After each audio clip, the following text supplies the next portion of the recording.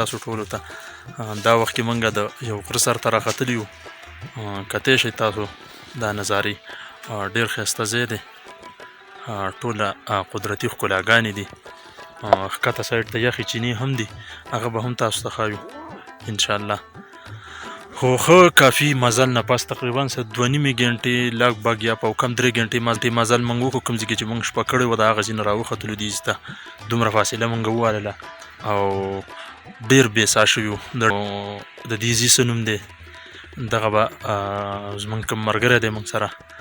فرید الله دا زمونږ د یونیورسټۍ ملګری دی دا به له ده نه خبر دې ته شهید پوی او زمونږ د کور نه چې راخیږي سړی نو لکه 3 ګنټې پیاده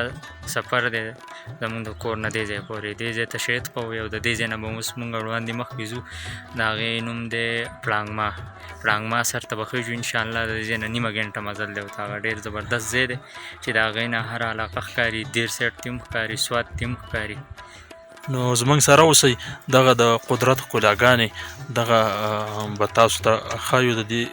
شیشه باندې انشاءالله نو زمونږ سره اوسئ دا ټولې علاقې به تاسو ته ښایو که خیري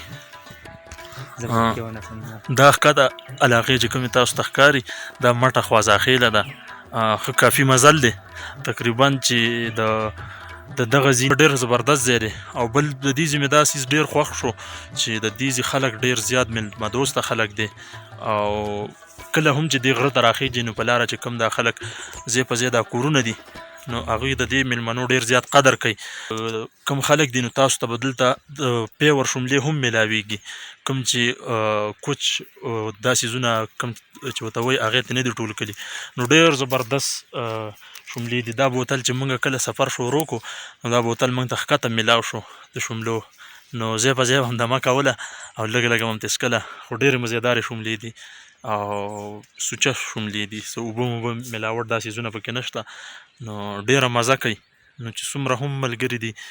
دا ویډیو ګوري نو کوشش وکړئ چې دې علاقو ته راشئ بل دا داسې علاقې دي چې که تاسو بالفرض یا کالام ته ځئ یا بل ځای ته ځئ نو هلته به ستاسو د هوټلو خرچې دا څیزونه کېږي یا د خوراکونو دا یو داسې علاقه ده چې یاره تاسو به صرف د راتلو خرچه کېږي او نورو دلته چې دی نو ماشاءالله د دې ځای خلک ډېر زیات میلمه دوسته دي هغه خپلو خرچو ته دې هم نه پرېږدي نو دا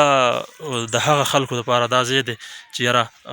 د وس خاوندان نه دي بس چې دومره دغی چې صرف دلته راتلی شي نو دلته د قدرت د نظارو نه هغه خوندونه اخیستی شي